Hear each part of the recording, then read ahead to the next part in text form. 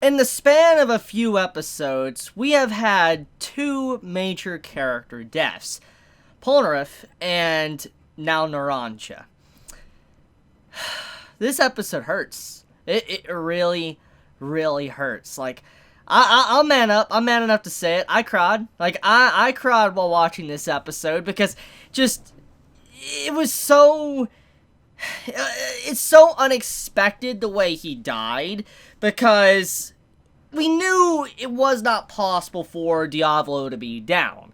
However, the way Narancia went out was just so out there, you did not see it coming, because that moment when you see Mista getting bullets, and he's about to unload and all that, and you see time just skip, and then they're like, wait, what's going on? Like, we're unaware of what really happened, and then we see the bullets rolling on the ground, you're like, oh no, it just happened. And we don't really know the fate of the characters. We just know that time is skipped, and they're always like, we're under attack, but like, why did time skip? Nobody's, hurt or anything. And then all of a sudden you notice that there's one character that is not there, Narancia and Giorno's body.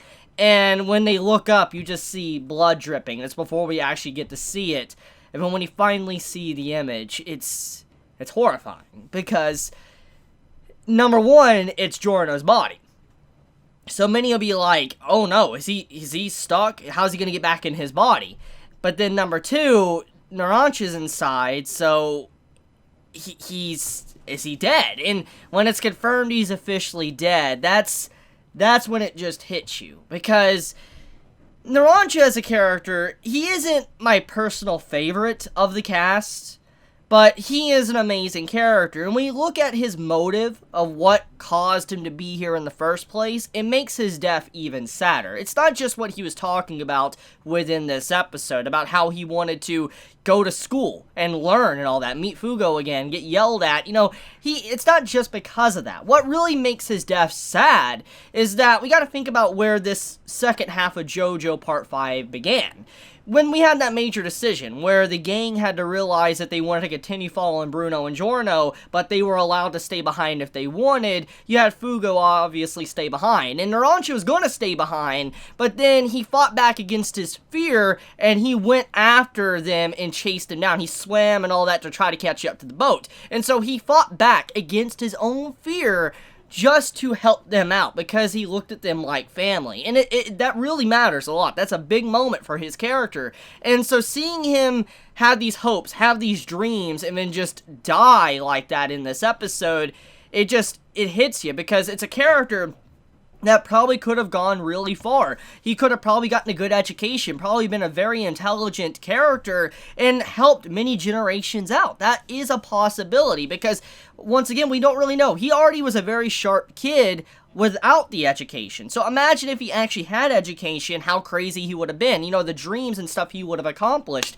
So his death, it's just all around sad in every single direction. And it shows, once again, as I've been saying for a long time now, that this series can be very unpredictable. Like, any character can just die at any given moment. Like Polnareff, the way he died a few episodes back. Yes, he may be in the turtle, but what's to say that he's really going to stay around once, Chariot Requiem is, finished? Like, once Chariot Requiem is done and maybe all the souls go back to their body, will he stay inside the turtle, or will he just disappear? We don't really know those answers. So, it just, right now, Polnareff, his body technically died. And now Narancia's death, it just like, wow, we have iconic characters just dying left and right, and no one's safe. No one is safe to the madman that is Diavolo. They could just die, and it's sad. Let's talk about how Narancia, what exactly happened. So, the way the man started talking about himself, talking about his dreams,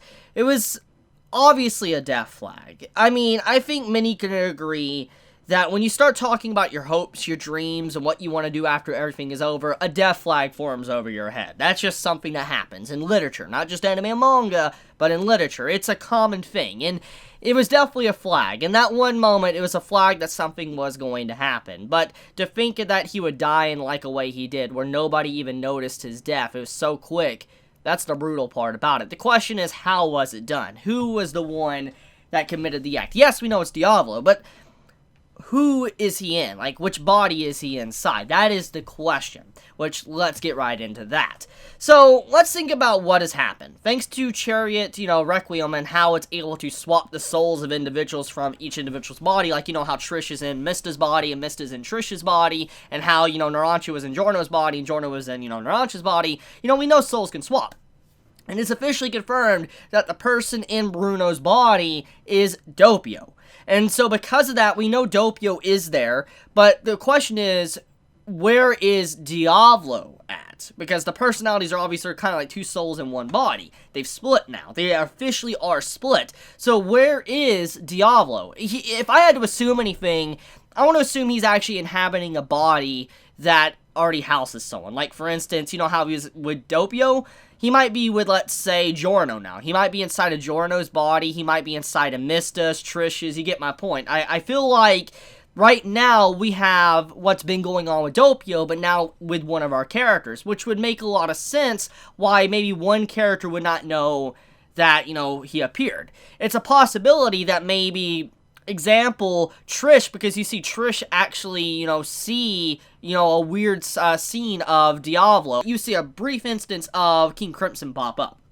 And in that moment, it makes you wonder, is he actually inside of one of them? Like, is his personality connected? Which is scary to think about, because if that is true, it would explain maybe how he ended up dead like that. It's a possibility if he was inside of, Giorno's body, or, now Narancia's with Giorno, could he potentially be able to use Golden Experience? Like, is he able to actually use the stand from Giorno and merge Narancia into those bars that we saw? Like, that's a possibility, because maybe. We know with the way it is that he might be in one of them. But that's just theory for now. Regardless, though, I will say that the stakes are definitely very high, because right now they have an enemy that they can't really figure out where he's at. He could be one of them, or he could actually just be on the streets following them. We don't really know at this time, but it's dangerous, and it goes back to kind of square one of how Part 5 really started, or maybe even elements of Part 4 with Kira. Because what was scary about Kira was that nobody really knew Kira was the, the serial killer. Nobody knew he was the one causing certain deaths. And, it took majority of the story to figure out who Kira really was.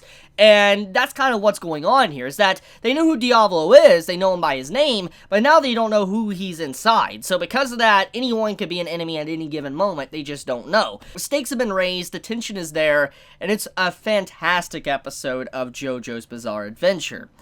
A couple more things I want to talk about. Let's talk about, Chariot Requiem, Polnarf's, Evolve stand. So, Chariot Requiem. There's a few things we've learned about it, thanks to this episode. One of its abilities, it's able to somehow take control of stands. Like, if you are a stand user, like let's look at Sticky Fingers from Bruno, his stand. When he tries to go for the arrow, his stand attacks him. Which shows that somehow Chariot Requiem is able to take control of your very soul, not just move your soul around, but control your stand, which is an essence of your soul, and force it to fight you, which is incredibly dangerous. That just shows the sheer power of, Chariot Requiem and how dangerous it really can be. But it doesn't just stop there. Also, if you somehow try to go for the arrow even without a stand, it will turn around and try to attack you, which is what happens to Polnareff at the end of the episode. So there is a lot of things here, is that it's a good thing that the stand doesn't have, like, a crazier motive right now. If it had, like, a motive to attack anyone, oh, that would be bad. Thankfully, it's only protecting the arrow, but it is definitely a crazy powerful stand, and probably the most broken stand that we have ever seen. I think everybody can actually agree with that, because to be able to take control of someone else's stand if you try to, like, go after the arrow, that's insane.